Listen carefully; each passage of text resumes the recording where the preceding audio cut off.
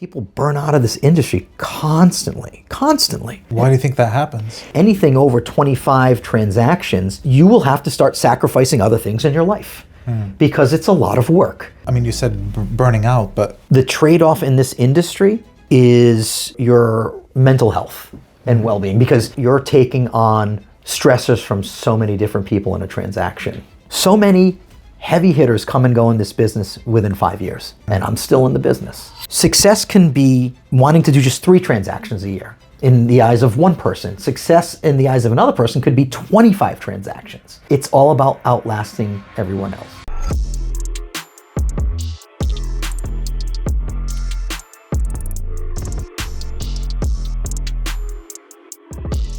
What's up, everybody? I'm Kamil Sarji, the host of Just 2 Minutes, and today I have Mike here. Mike, you want to tell us about yourself? Yes, sir. Thank you for having me on the show here. Absolutely. Okay, so Mike Pereira, I am an associate broker here in Rhode Island. I've been practicing real estate for a little over 23 years now. I'm currently the president of the Rhode Island Association of Realtors, and I'm also on the board of directors for the National Association of Realtors for 5 years and counting. I want to go into that because that's really cool. Even like you spending your time and dedicating your time to, all realtors. It's pretty much it.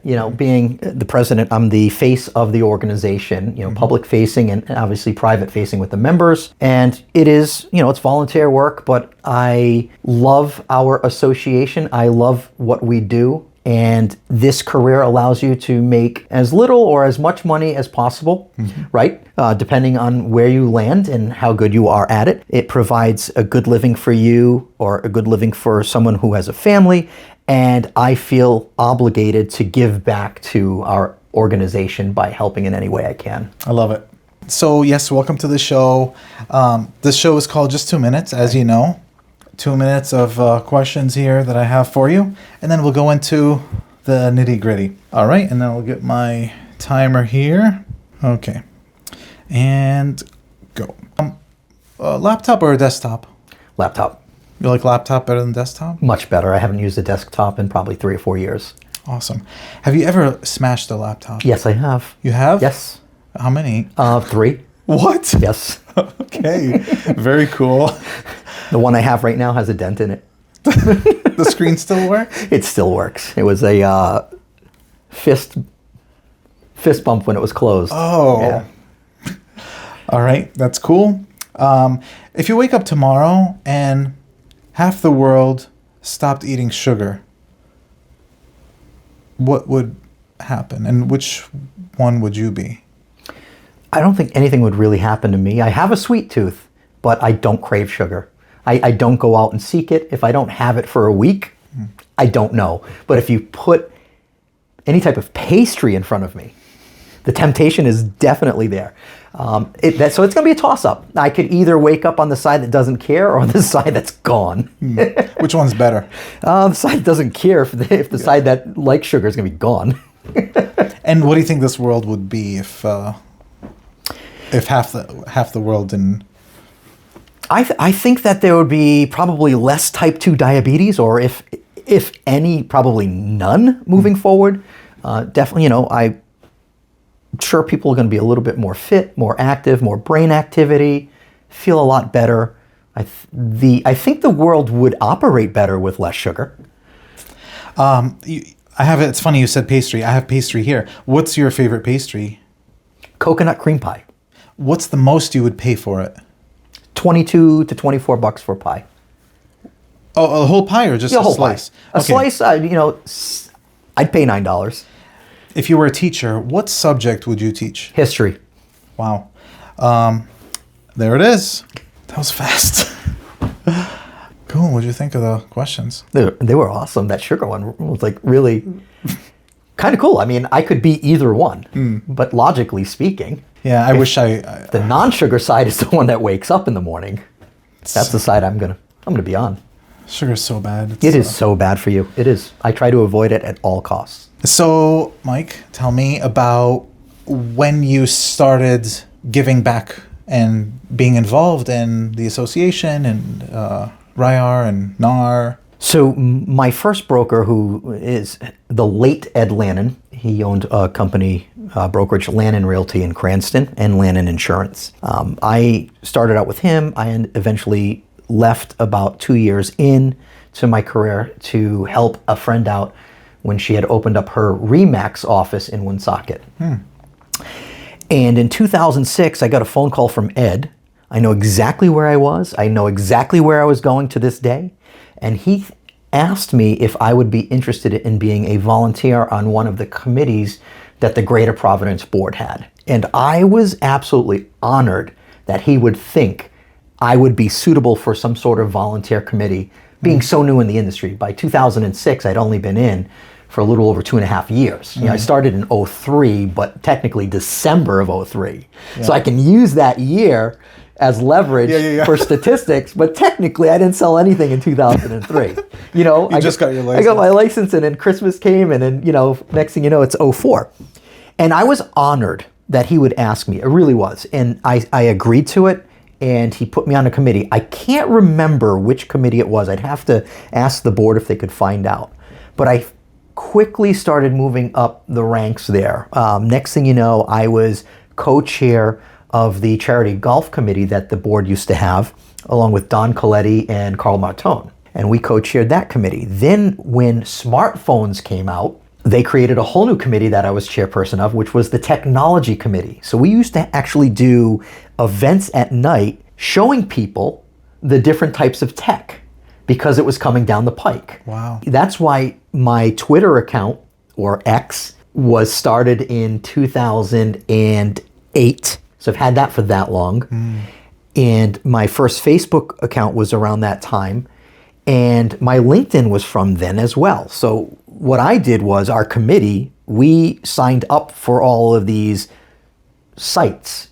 And then we had these events. It was so cool that we would teach agents that this is the wave of the future.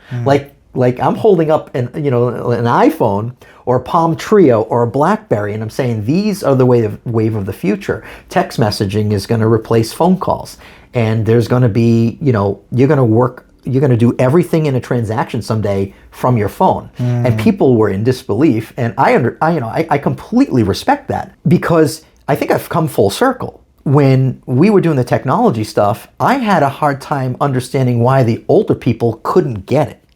You know, I mean, it's easy. But now, from their perspective, fast forward, almost 20 years later, I'm having a hard time with tech, right?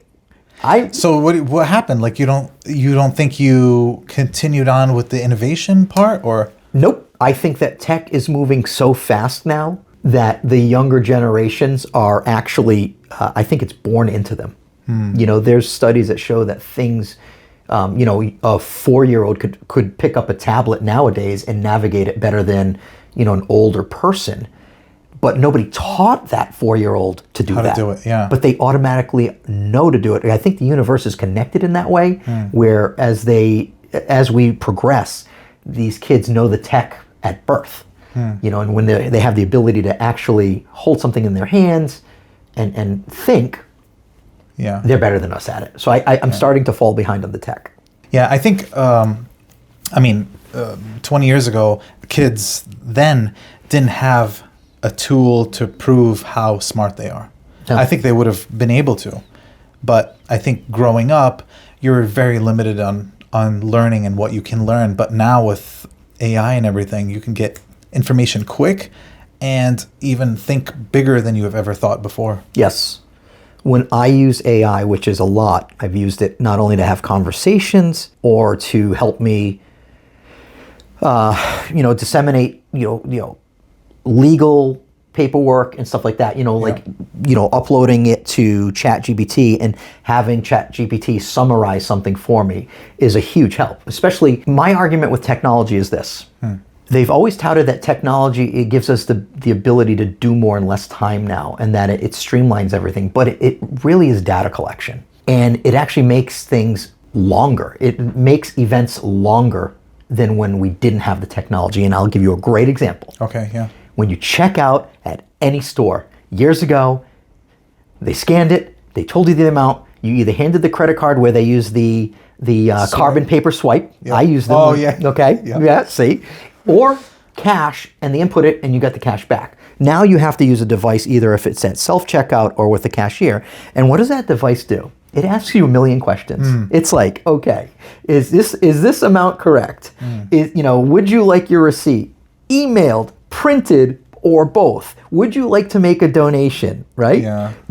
Would you like to join our exclusive, rewards program? So it's asking you so many questions, and it does it every single time you go there. So it's actually taking you longer to check out.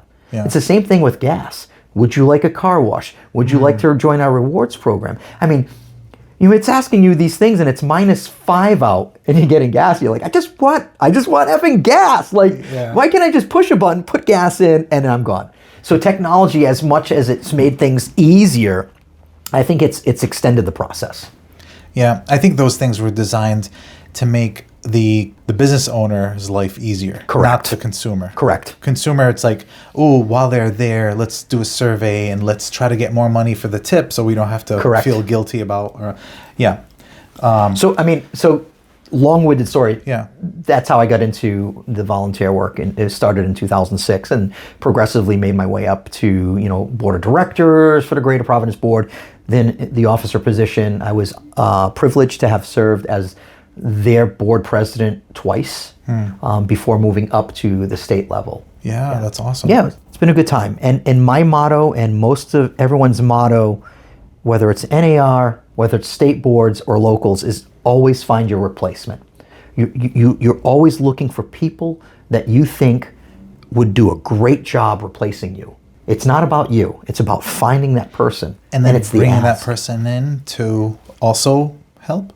Absolutely. It's the ask. If I went to ask you, hey, listen, I think you would be great at, on a committee at your local board, you feel honored that somebody thought that. Versus the board sending you emails, final notice, be part of, it's, just even when you text me last week or 2 weeks ago and said, hey, I do this podcast and I'd like to have you on it. What did I say? I said I would be honored to be on it. It's exciting getting asked to do something, versus me seeing you send out an email or posting on social media looking for guests for my podcast. Yeah. I'd probably pass over it because it wasn't really specific to me. But when you ask directly, I think that resonates with people. Yeah. I reach out to people that I think would be really great great guest to help other agents learn more about something different that they haven't really thought about. Yeah, that makes total sense. Here's the one thing I always say, and when I used to be the career growth director at HomeSmart, and that meant that I oversaw the mentorship program. So anybody who was brand new to the industry that wanted to join HomeSmart had to go through me. We initially interview. If we felt that they would be a good fit, we'd bring them on board, pair them up with a coach. If we didn't think they were a good fit, we'd say, we're literally telling them, unfortunately, we don't think that you'd be a good fit here, and for whatever reason, right? And when I was the career growth director, I always told people, it's so important for us as agents to not guard our industry secrets and how we conduct business, but to educate everybody in our industry, because it makes the transaction smoother when everyone gets it. When everyone's professional, when everyone understands what the form is that they have their client signing, or what the process is in a transaction. Because you and I both know, we've had people on the other end of the transaction that probably weren't properly educated, and now we know that if we don't project manage their side, this is going to be a disaster. Yeah. And now it's like you're getting compensated to do two sides of transaction, but technically you're only getting one side of compensation. Yeah. So that's why I think it's important for us to help every single realtor who joins the organization in making them better in the field. Awesome. I love it. Very well said. Thank you.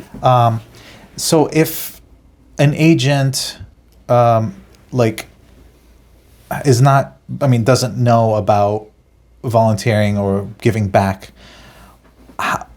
what are the benefits to them to do this, to volunteer or being involved? So for me, the three key takeaways as being a leader or a volunteer and moving up the ranks was I always knew what was going on in the industry, right? Up-to-date knowledge on any industry changes. Relationships that are going to last a lifetime once I'm even past this, like when November comes, I'll be past president. And there's, aside from being on falling back and joining committees at the local level and state level, I've reached the top rung of the ladder.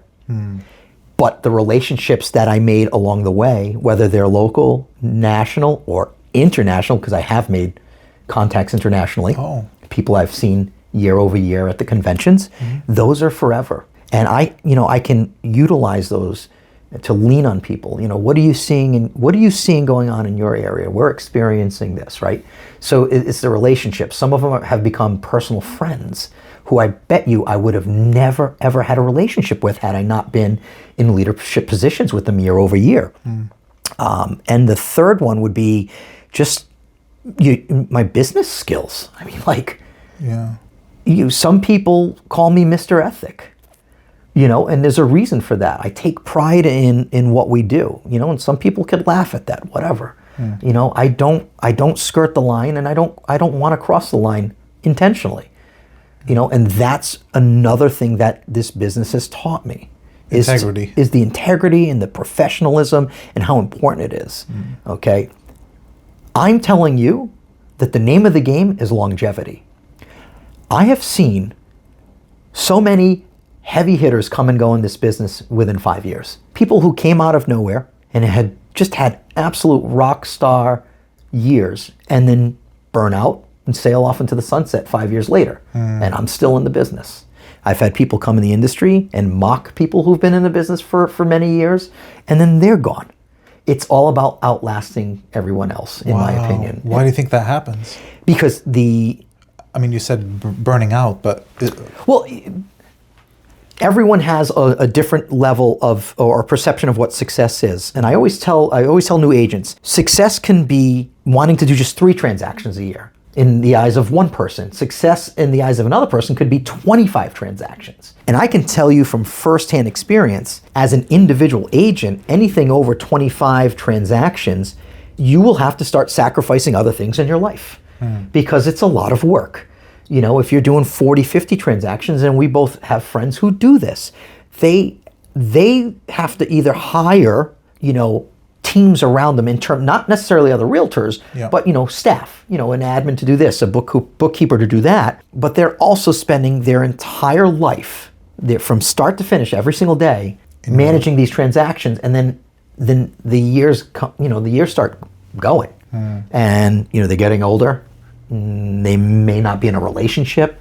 They may have gotten out of one because of the stress of them being so busy, and then most of them eventually either scale back and say, okay, I'm putting the brakes on, I'm scaling back, I don't want to ever be in that position again, or they burn right out because it was just too much. They made a lot of money, got out of it, and went on to other things. Yeah. And maybe use that money to get another source of income, and then not have to worry about making sales. Right, and I'm not saying that they're they're burning out and going, they're in the streets. Yeah, but they found another way to make money that they enjoyed better. Because in real estate, opportunities pop up. As you may have a client that has a property that fits your bill, and you approach them and say, hey, listen, I may be actually interested in this. And then now you have an opportunity at something that you find will be, good for you in the future. So people burn out of this industry constantly. I remember seeing certain names when I first started, and I was like, man, I wish I was like them. And then all of a sudden, like 3 or 4 years later, you're like, oh, where the hell are they? And you look, and they're gone. They're not even in it. They're moving to other states. They're joining the military, or they're doing something other than real estate. Because if there's one thing I'll say, yes, do realtors drive around and talk on their phone all day? Sure. The trade-off in this industry is your mental health and well-being, because you're taking on stressors from so many different people in a transaction. You're up in the middle of the night. Oh my God, did I send that? Oh, I forgot to call, and you can't sleep, or one of your clients is having a bad day and they take it out on you, an agent's having a bad day taking it out on you, a deal goes sideways temporarily, and then you're spending your whole day, your all your energy, all your emotions, repairing that issue. Again, that can interfere with your life at home. And it takes a mental toll on you. So that's another reason why some people burn out, because they're doing that times 50, where someone like me might do it times 12 in a year, 12 times 15, and so I may last a lot longer because I'm not taking that mental beating. So for an agent, to be part of a board or volunteer, even what are they're meeting other people too that are also volunteering and spending their time. Those connections are different than working with someone in the same office or working with someone on the other side of the deal. Yes. What are those connections like? It's much more intimate connection. You guys you're together as like a think tank. You're seeing let's say, some committees meet once a month. Some committees, like the grievance committee or professional standards, they're on call. So you might have an emergency meeting coming up in a week for a grievance. You're collectively coming to a conclusion together. You're listening to, everyone's opinion. Sometimes their opinion is better than yours, but you're seeing them. And then the boards have functions, right? And you go into these functions, maybe they're after hours, maybe they're volunteer functions like Habitat for Humanity, and you're seeing the same people. So you guys are seeing each other in a different setting. There's no transaction. There's no emotional attachment with trying to keep a transaction together. I think that those types of relationships are different. Those can be like you guys are in a foxhole together during war, and you randomly come into the same foxhole and work together to survive, right? To get the transaction to the close is a survival skill. Per se. So I think that's a different relationship. Whereas the relationships in the volunteer position are more building of trust and professionalism. Some of them end up being your friends because you're talking to them in a capacity where there's no stress, there's no pressure, there's no deadlines per se. So I think it's completely different. And it's long term. It's not like it's a deal, after a month or 45 days you don't even see that person again till who knows when. Because sometimes, if you join a committee, I would assume you're going to be on it for the next 3 years. Most of them are probably on it for either 1 to 3 years while you're there. You could potentially chair it. You may be asked to, throw your hat in a ring for a director position. They may be up there waiting for you, and they might have recommended you. So there's that whole thing. If you travel, I travel for the association. I've traveled for the local board and for the state board, and you see the same people. Now we're traveling together. You might be on the same plane sitting next to each other, and you get to know them personally. I'm not sitting here transacting with you and asking you about your wife and kids. You and I are working hard to make sure our clients get what they deserve and meeting all the deadlines. So it's a totally different experience. Yeah. Interesting that you said that. It is more intimate because you get to have that time instead of, I need this from you. Right. You need this from me. I'll send it to you. Send it to me. All right. You want to see the place, inspection. It's gets busy with that versus how have you been? And learning more about the person. There's some downtime, before the meeting starts, after the meeting ends, there's some casual conversation, of whatever. Not the meeting stuff. You cannot talk about that after. That's very important. You cannot talk about it outside of the meeting. It's just a different experience. And these people some of them become family. Some of them, it's just casual and you guys say hi if you see each other, but others, you hang out with. Yeah. You know what I mean? You get invited to their parties. Personal parties. I've been invited to, other brokerages' holiday parties. Nice. Yeah, and you wouldn't have had that if you didn't volunteer. You wouldn't have that connection. You wouldn't have, and you learn a lot too. It's not and you see it from a different perspective. Totally. So can you explain so there's not NAR and National Association of Realtors. You have Rhode Island Association of Realtors, RIAR. And then you have Northern Rhode Island Board Realtors, Greater Providence. Can you explain like how that all works? Yes. When you pay your dues, Because that's what everybody knows. Right? They know their dues. Like, we got to pay the dues. what do I get for my money? I mean, it's like every time I hear that, I'm like, what? Come on, man. So again, I'm not saying that $700 is not a lot of money, but I'm saying that it's not a lot of money for what you get. You just choose not to see what you get when you're questioning it. And I understand some people are frustrated in this industry because, we all get, when one person does something negative, the other 6,800 get included in it, right? Even though it's like the bad actors are like 0.0001% of the entire association, right? But they're the one it's like we're all 100% of the problem if something bad goes down. So the local level is where you get most of your, the local level is for like grievances, if there's any potential, ethics complaints or violations, or if there's, you need any type of questions answered with regards to processes in real estate. The local board is a great avenue for that. The state board, you get services like legal counsel.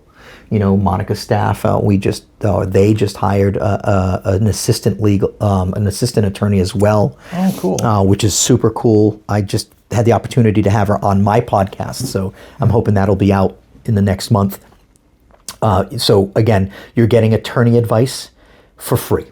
When you're working with an attorney, on a regular basis for litigation or whatever, some of them charge $100 an email.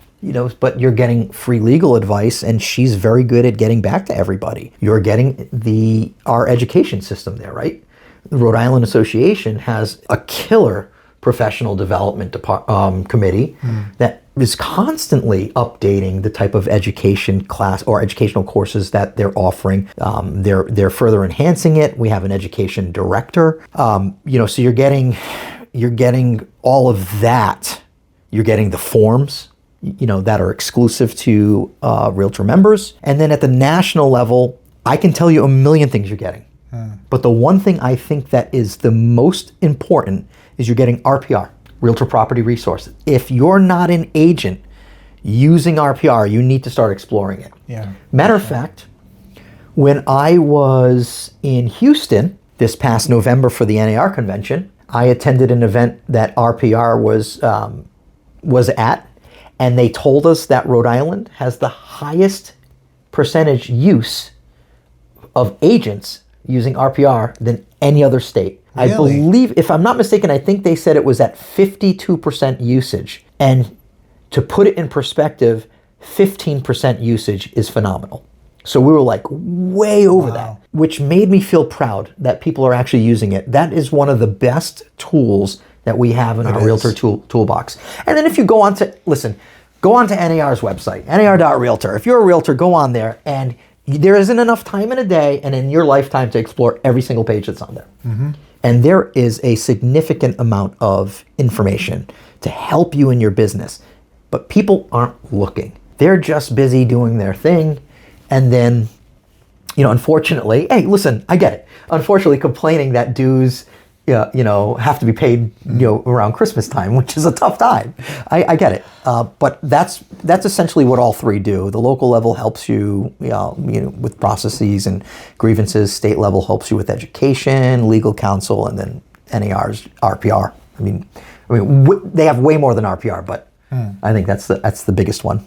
As far as like money flowing through, like, is it the local level? So local is like Northern Rhode Island Board, Greater Providence, Kent, Washington, and then the state is Rhode Island Association Realtors, RIAR, and then NAR is the higher up. So how's money flow up? So you're paying the local board. So you pay the local board the dues, and then it gets apportioned. Okay. So essentially, each board is different with what they charge, right? Every state board, there are some states where the dues are well over $1,000. You know, it just, you know, it depends on where you are and what their operating budget is. Again, we're a small state and we don't have that many members, but it's almost like an even split.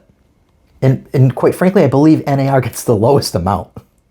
They get $100 and something, right? Yeah. And then the state board gets $100 and something or whatever it is, and then the local board gets, I believe, don't quote me on this, but I believe they get the largest portion of the three.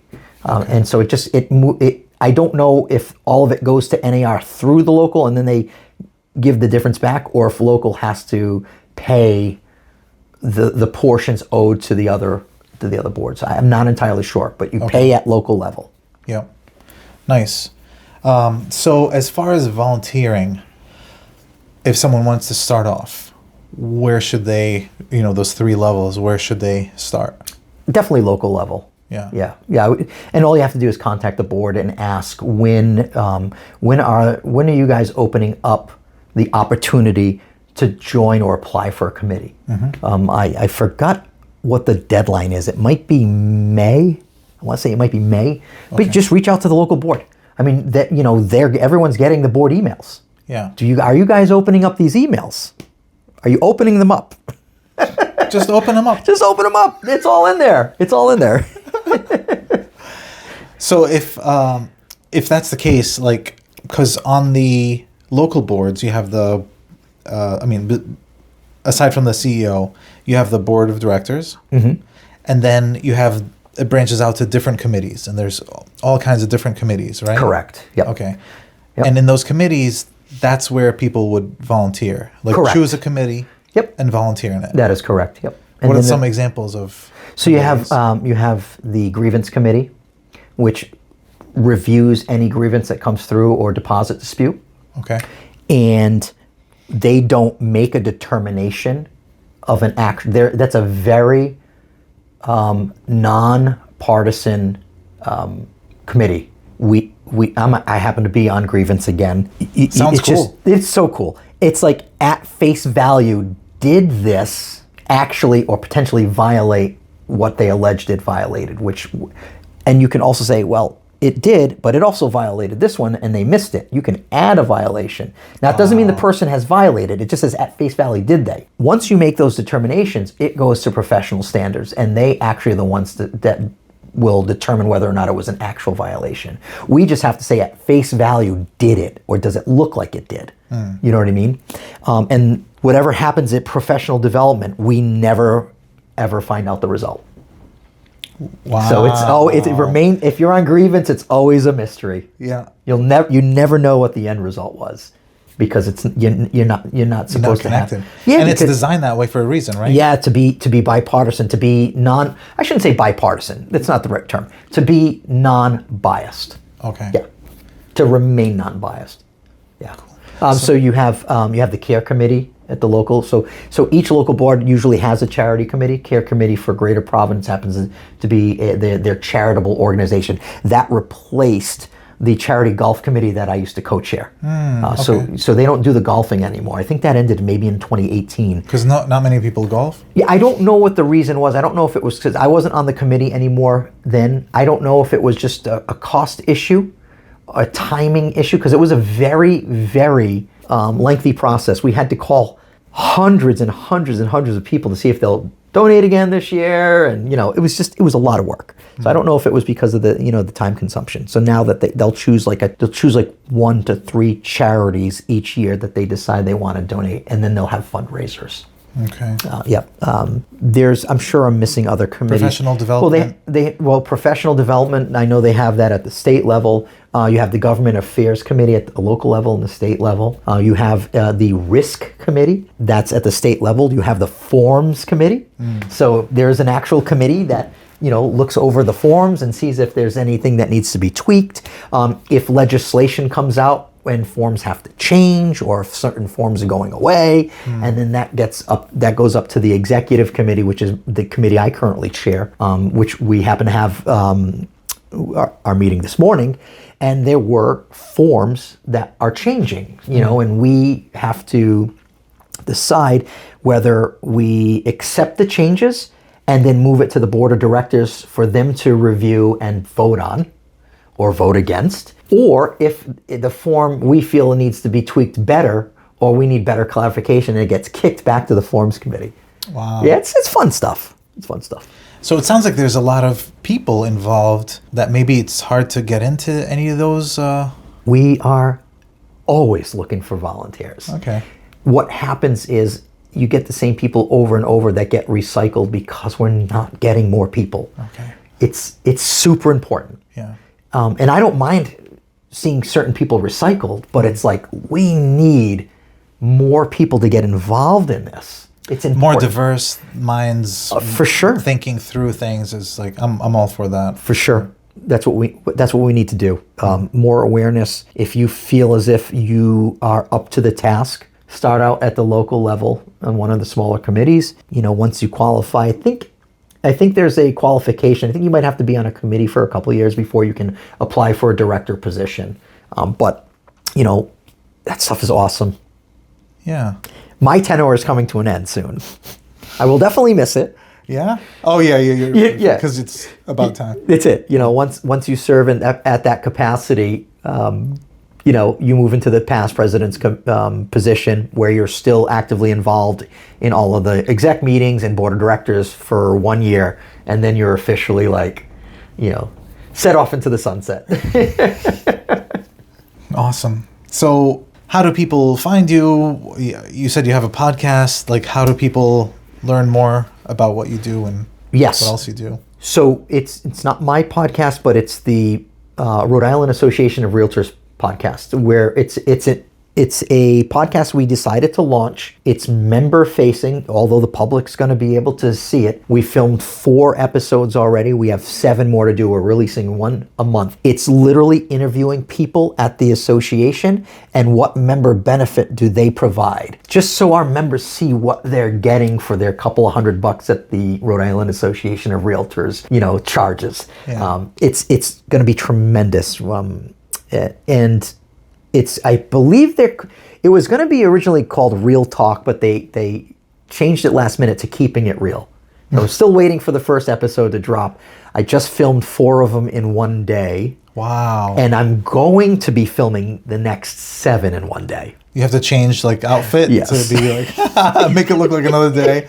Oh, I did wear shave. I wore Big beard, trim it down, and then shave. I wore the same jeans though. Oh goodness. So I can't wait for that one to come out. I would love to do my own podcast, but I don't think that if I did one, it would be real estate specific, because I think we can easily reach limitations with real estate discussions where we can regurgitate the same stuff in just different stories. So if I ever do one, I might just do a general one where I'm willing to talk to anybody. Yeah. Cool. All right. Awesome. Well, thanks for stopping by. It's my pleasure. Got a squad, we all in the zone. In-house help, so they ain't doing it alone. They focus on clients, negotiating win, while the back end's hand 'em, man, that's how we spin. I hand 'em business, watch 'em.